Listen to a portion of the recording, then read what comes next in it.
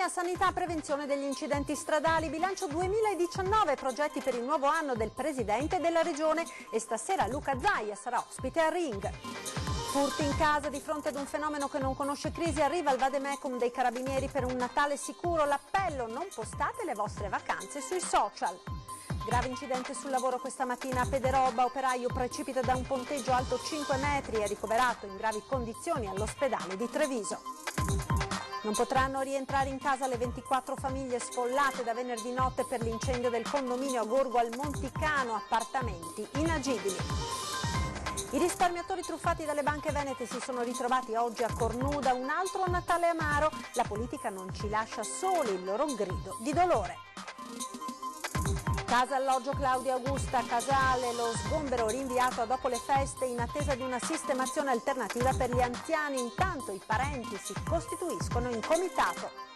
Storico campanile di San Nicolò, terminato il lungo restauro, le campane torneranno a suonare in tempo per Natale, dal vescovo stamane i primi rintocchi.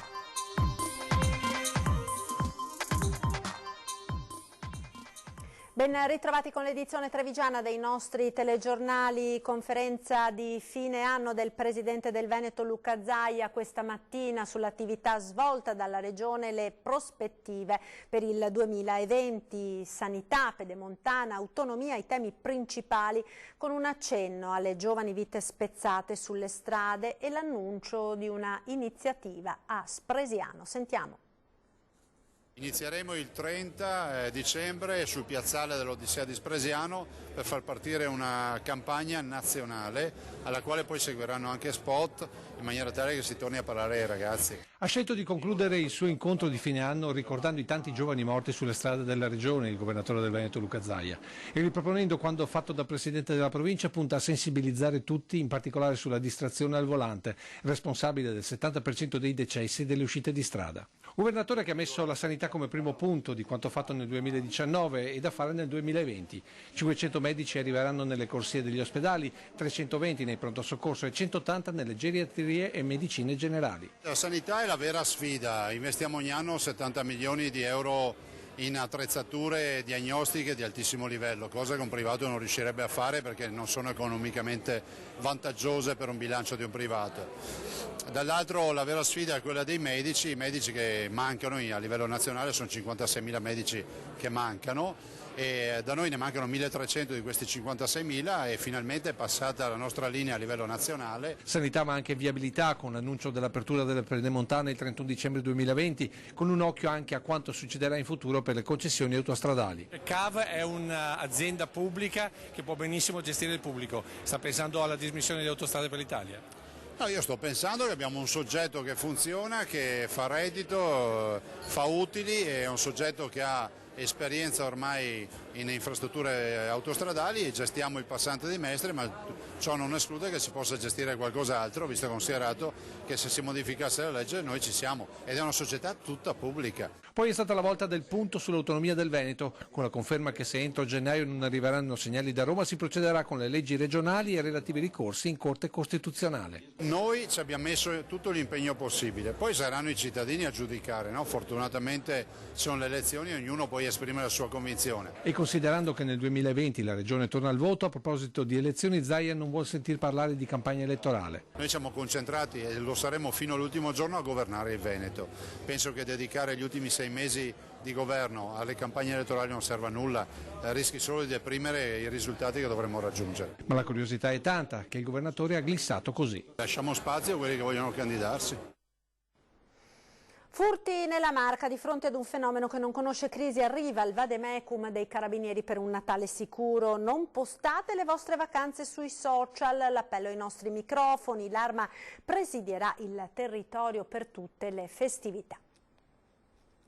Il consiglio che ci sentiamo di dare alle nostre comunità è di non pubblicizzare assolutamente in tempo reale le proprie abitudini di vita perché sono facilmente carpibili da parte di malintenzionati. Condividere in tempo reale la vacanza ai tropici, ma anche la scampagnata fuori porta, può avere delle controindicazioni, soprattutto in un periodo come quello natalizio, quando i topi di appartamento si alternano ai vari Babbi Natale e il fenomeno dei furti tocca il record annuale. La verità è che anche i ladri ormai sono social e studiano le loro prede attraverso le più note piattaforme, Facebook e Instagram innanzitutto. E se proprio non si vuole rinunciare a condividere le proprie trasferte natalizie, il consiglio dell'Arma è votato al buonsenso. Se possibile condividelo a posteriori, quando le vacanze sono terminate. Per il resto valgono i consigli di sempre: segnalare movimenti sospetti e chiudere sempre la porta prima di uscire anche per trasferte brevi, e buttare un occhio anche a quella del proprio vicino. La sicurezza partecipata consiste anche nell'aiutare le forze dell'ordine, anche segnalando tempestivamente delle presenze sospette,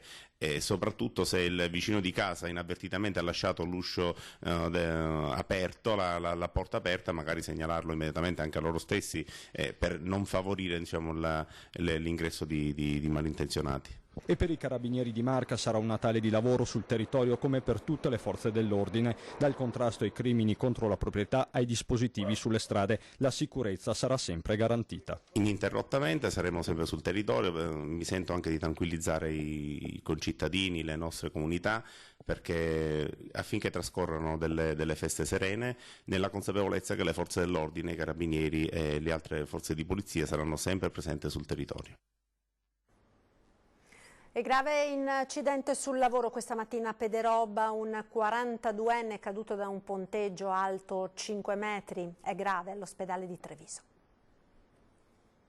Un volo di 5 metri, poi lo schianto violentissimo a terra. Sono stati attimi concitati quelli vissuti di prima mattina in questo cantiere a Pederobba, all'altezza della nuova rotatoria sorta lungo la Feltrina, dove si sta costruendo un centro commerciale. Proprio sulla copertura del complesso stava lavorando un operaio italiano residente a Brescia, classe 1977, impiegato di una ditta edile lombarda. A dare l'allarme verso le 8:30 sono alcuni colleghi. La situazione inizialmente sembra disperata, il SUEM interviene in codice rosso e l'elicottero a trasportarlo con urgenza al Cafoncello di Treviso. Sul posto arrivano anche i carabinieri del comando di Montebelluna e lo Spisal, che rimane in cantiere per tutta la mattinata. Vengono sentiti i colleghi dell'operaio e i possibili testimoni. Si tratta di capire, oltre all'esatta dinamica, se il 42enne fosse adeguatamente equipaggiato e indossasse tutti i dispositivi di protezione individuali usati per i lavori in quota, elmetto e imbragature in primis. Nel corso della giornata le condizioni del bresciano sono migliorate, si trova ancora sotto osservazione all'ospedale con frattura agli arti e al viso,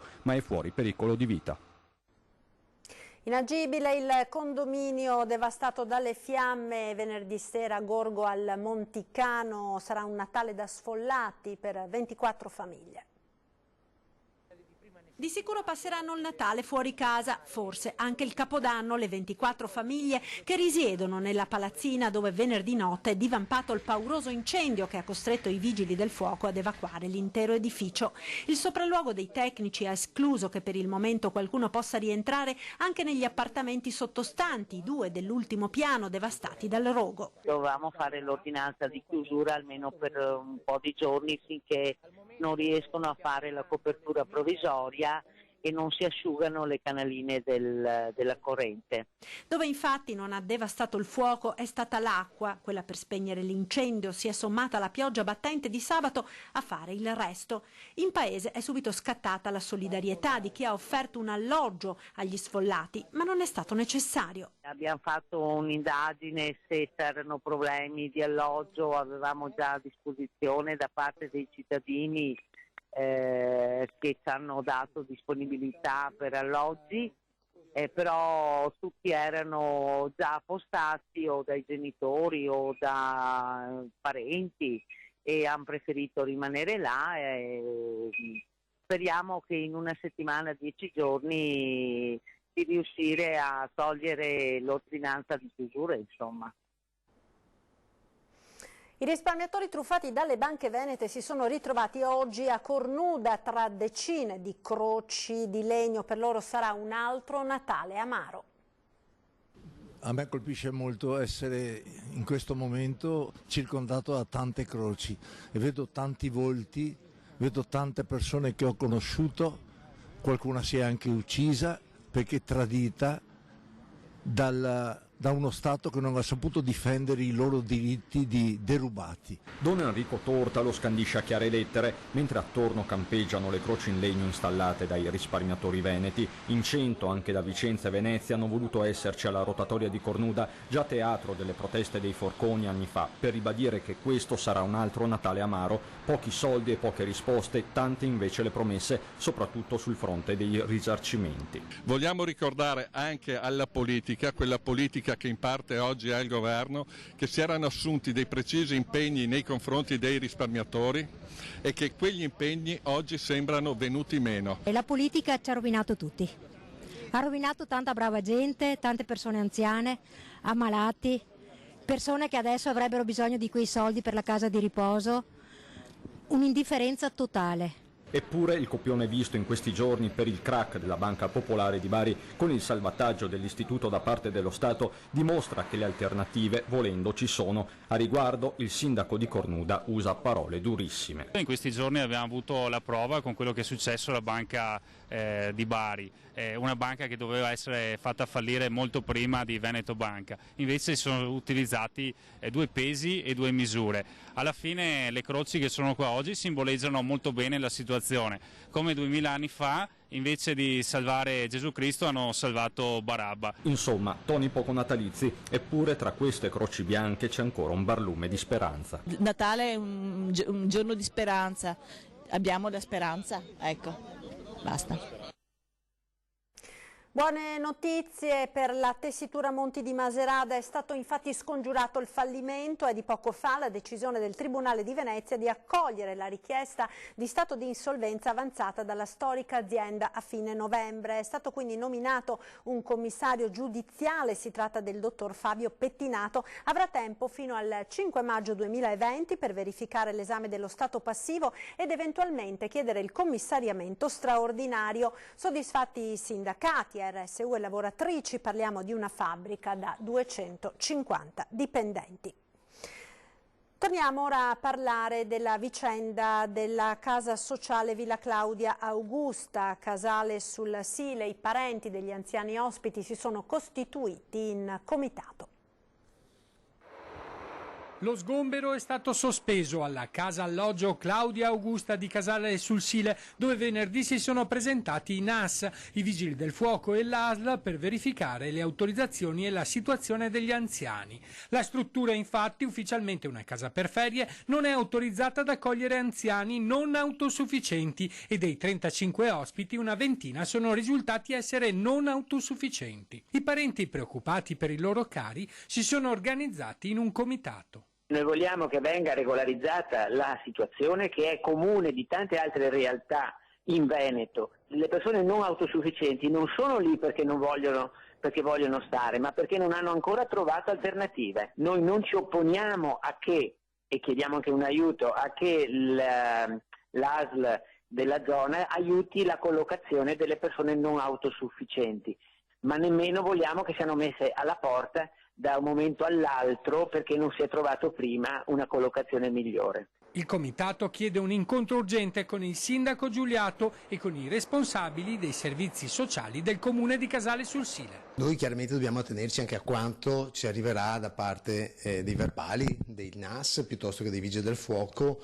o chiaramente dell'UC2. Noi ci stiamo già muovendo per cercare di reperire delle strutture, in quanto il sequestro è stato sospeso, però se guardiamo quello che hanno trovato venerdì abbiamo un sistema antincendio che non è a norma e chiaramente presenza di ospiti che non sono autosufficienti. Ecco, quella struttura non è una struttura sanitaria certificata secondo la legge 22 del 2002. Ora come ora attendo che coloro di competenza mi chiamino per fare un successivo sopralluogo. Torniamo ora a parlare dell'IMU sulle case popolari reintrodotta dalla legge di bilancio. Preoccupato anche il SUNIA, il sindacato degli inquilini. Noi siamo molto preoccupati dal momento che anche dal punto di vista legislativo, non c'è proprio chiarezza, cioè quasi il legislatore non sappia che cosa sono le case popolari. Alloggi popolari equiparati alle seconde case, soggetti quindi al pagamento dell'IMU che ricade sull'ente proprietario dell'immobile, quindi l'ATER o gli IACP. Lo prevede la legge di bilancio 2020 che, salvo modifiche dell'ultimo minuto, non riconosce le case popolari come alloggi sociali. Anche al SUNIA, il sindacato degli inquilini, c'è preoccupazione perché la reintroduzione della tassa avrebbe ripercussioni pesanti soprattutto sulle manutenzioni degli alloggi popolari. È incredibile appunto che lo Stato attraverso l'IMU tassi se stesso. Quindi mi viene da pensare appunto che chi scrive le leggi, il legislatore, non abbia proprio idea di che cosa sia l'edilizia popolare e di come questa viene mantenuta e viene appunto sovvenzionata, nel senso praticamente zero, dal momento che sono anni che ci sono pochissime sovvenzioni per l'edilizia popolare e che quindi naturalmente la manutenzione, non dico la costruzione, ma la manutenzione sta andando naturalmente sempre a diminuire a grave discapito naturalmente degli assegnatari. Corsa agli ultimi regali, Natale movimentato in centro, i negozianti invitano i consumatori a venire in città e comprare. Trevigiano. Bisogna che comprino a Treviso e dobbiamo fare di tutto perché vengano in centro storico, questo è il nostro obiettivo. È per quello che l'abbiamo preparato bene con le luci natalizie e con tutto quello che serve per creare il clima di calore di Natale. Hanno anche aggiunto tantissime attività, mercatini, la mostra dei presepi e comunque la sera c'è musica, quindi è comunque una bella atmosfera, anche solo per un aperitivo i negozi rimangono aperti di più e si può comunque cogliere l'occasione per prendere gli ultimi pensierini. Ci sono parcheggi appena fuori mura, c'è comunque la possibilità di venire in centro, il centro lo si gira in 10 minuti a piedi, quindi siamo facilmente raggiungibili. Aspettiamo tutti i trevigiani a braccia aperte. Il migliore spot arriva da loro, dai commercianti di Calmaggiore, in questi giorni ben movimentata, complici anche i turisti sempre attratti dal Made in Italy. In Brasile costa meglio. Meno, manco non so come si dice tanto. Prematuro fare bilanci, ma le impressioni sotto i portici sembrano positive. C'è movimento, sì, l'importante è che il tempo regga, quello è molto importante, se sono giornate che non piove c'è movimento, si lavora. Noi abbiamo la nostra clientela affezionata che non ci tradisce, quindi siamo fiduciosi. Adesso, come adesso, negli ultimi giorni iniziamo proprio che apriamo con la gente già fuori che aspetta, non tanto come l'anno scorso, però comunque è un gran traguardo rispetto alle settimane scorse. Alla fine l'appello è forte e chiaro. Venite in centro perché il centro è bellissimo, vi fate un bel giro, vedete tutta la città preparata per il Natale e soprattutto trovate negozi di una certa qualità, che sa consigliarvi bene per gli acquisti e quindi venite a fare un giro in centro Treviso e comprate a Trevigiano. E il clima è quello giusto, sempre di festa. Ed ora andiamo in cima al campanile di San Nicolò. Terminato il lungo restauro, le campane torneranno a suonare in tempo per il Natale.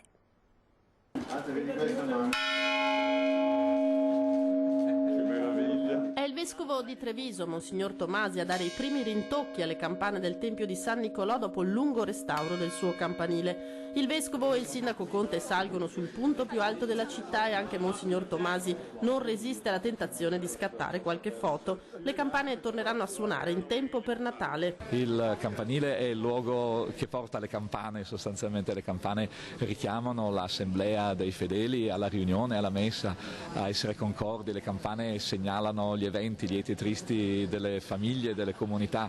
Le campane sono intessute con la vita della città, ci segnano il passare del tempo, ci dicono gli appuntamenti importanti della nostra vita. È il momento, sono quell'oggetto, quel luogo che unisce davvero la comunità dei cristiani con la città in cui essi vivono. Le colonne presentavano delle lesioni, i capitelli delle lesioni gravissime, spaccati in più parti. Possiamo solo dire che è stato un grande lavoro di squadra. Tutti assieme siamo riusciti a regalare alla città di nuovo uno degli edifici più importanti. L'impegno è stato rilevante perché è comunque una torre alta 60 metri, costruita sopra la chiesa, quindi non è un campanile a fianco della chiesa, quindi ha delle interazioni strutturali con la chiesa e soprattutto ha subito dei danni nel tempo, l'ultimo il bombardamento che gli ha tolto una parte di un costolone fondamentale. Un restauro che torna a suggerire al sindaco un'idea da tempo accarezzata. Credo che sarà fondamentale mettere in rete tutto il patrimonio culturale sicuramente dell'amministrazione comunale, della Curia, mi viene in mente Fondazione Benetton, Fondazione Cassamarca, per offrire un servizio anche ai sempre più numerosi turisti che magari con un biglietto unico hanno la possibilità di andare a visitare tutta la città con l'obiettivo di trattenerli in città 2 o 3 giorni. Per Conte la prima volta in cima al campanile, esperienza che consiglia a tutti. Speriamo che possa diventare veramente visitabile questo campanile, perché sarebbe un'opportunità incredibile anche semplicemente per i nostri cittadini. Linea alla regia, ora per la pubblicità subito dopo le notizie da Belluno. A tra poco.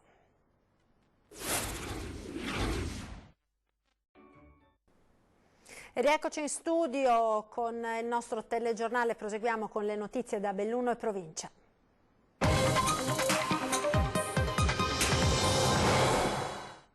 Una donna di 84 anni, una turista della provincia di Venezia, è morta oggi in un incidente che si è verificato tra Carbonine e Passo Cimabanche sulla statale 51 dalle Magne al confine tra Veneto e Alto Adige. 3 le auto coinvolte nel sinistro. Secondo le prime informazioni l'auto con a bordo la donna, che era un passeggero del mezzo, avrebbe invaso la corsia opposta. Altre 2 persone sono rimaste ferite in modo sembra non grave. La statale è rimasta chiusa per circa 2 ore e riaperta soltanto nel tardo pomeriggio.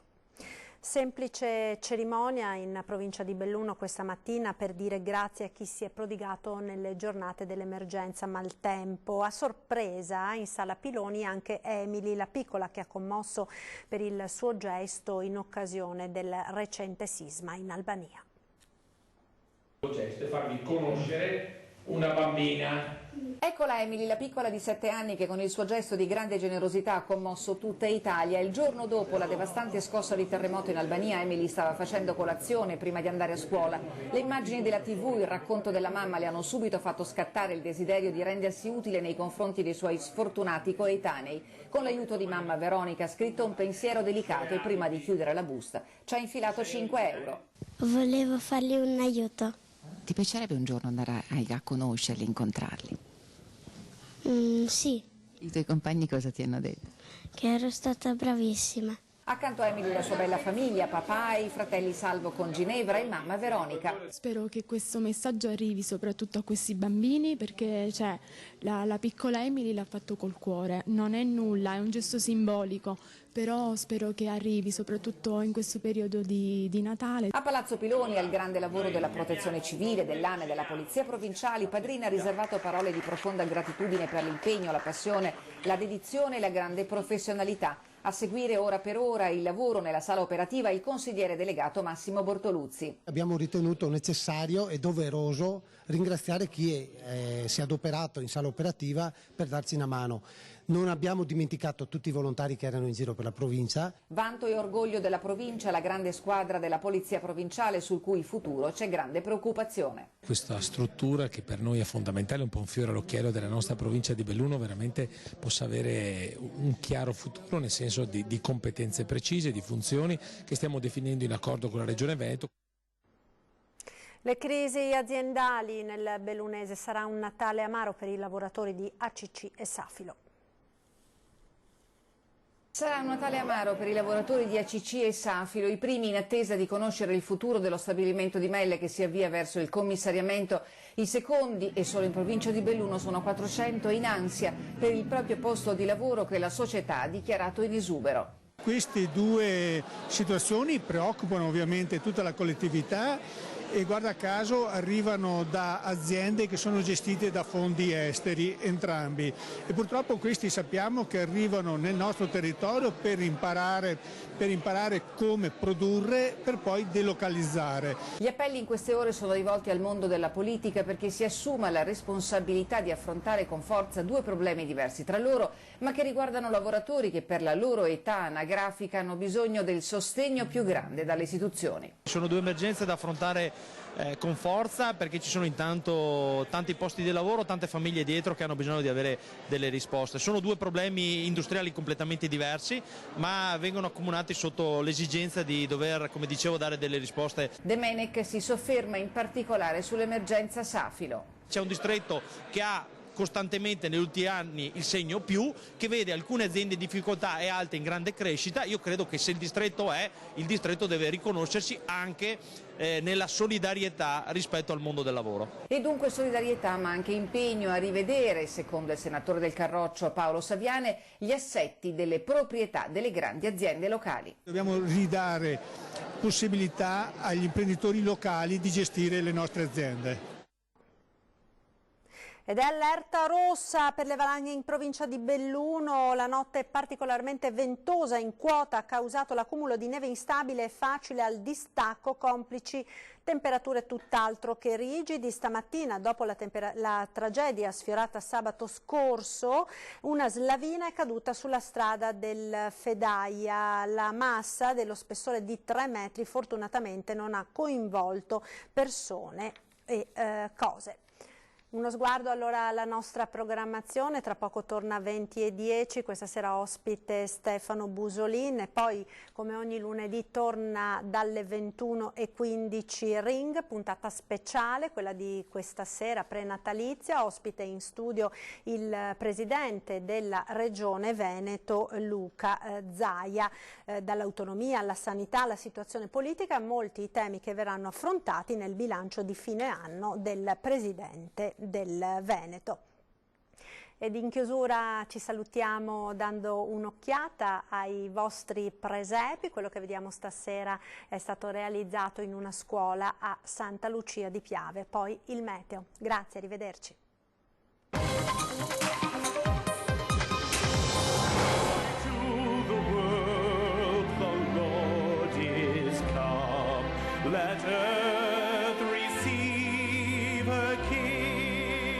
Questo è un presepio didattico pensato per sensibilizzare i nostri alunni, ma anche i genitori che frequentano spesso questa scuola. Abbiamo dato un occhio di riguardo a quello che è il territorio circostante, quindi il Veneto in particolare, prendendo in considerazione la Marmolada con il ghiacciaio che si sta rapidamente sciogliendo e i danni provocati dalla tempesta Vaia lo scorso anno. E la natività posta all'interno dell'acqua. Perché abbiamo posto la natività all'interno dell'acqua? Perché la nascita di Gesù è simbolo di vita che si rinnova, e l'acqua stessa è simbolo di vita. Abbiamo parlato anche, abbiamo rappresentato i danni dovuti alla desertificazione che riguarda sempre più anche il nostro meridione d'Italia, quindi sembra quasi che il deserto stia avanzando e parti notevoli di tutto il mondo. Dopodiché abbiamo parlato della foresta amazzonica che brucia per l'interesse economico dell'uomo.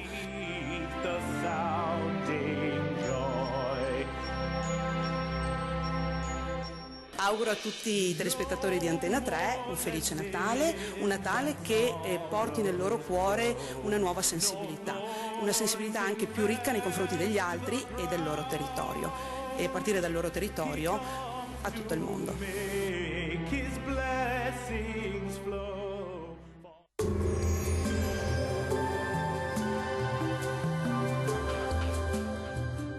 Tonus Laboratorio del Piede, centro altamente specializzato nella costruzione di plantari su misura, dedica nuove tecnologie di rilevazione dei carichi posturali per dare voce alla filosofia di benessere che lo caratterizza. Bentrovati al meteo. Il tempo si mantiene stabile sul nostro territorio, sarà una vigilia all'insegna del sole prevalente. La situazione nel dettaglio. Sul Veneto ampio soleggiamento con cielo poco nuvoloso, salvo per qualche foschia o nube bassa al mattino sulle pianure, ma in rapido dissolvimento, non sono attese piogge. Temperature minime tra -3 e 3 gradi, massime comprese invece tra 7 e 10 gradi circa. Stessa situazione anche sul Friuli Venezia Giulia, con tempo stabile, sarà soleggiato ovunque, salvo per innocui addensamenti sui settori costieri. Temperature minime tra 2 e 9 gradi, valori massimi tra 10 e 12 gradi circa. Ci spostiamo infine sul Trentino Alto Adige, dove sarà anche qui soleggiato su tutti i settori e non sono attese piogge. Temperature minime intorno a -2 gradi, massime sugli 8 gradi circa. Dal meteo di Antenna 3 per ora è tutto. Grazie per l'attenzione e arrivederci.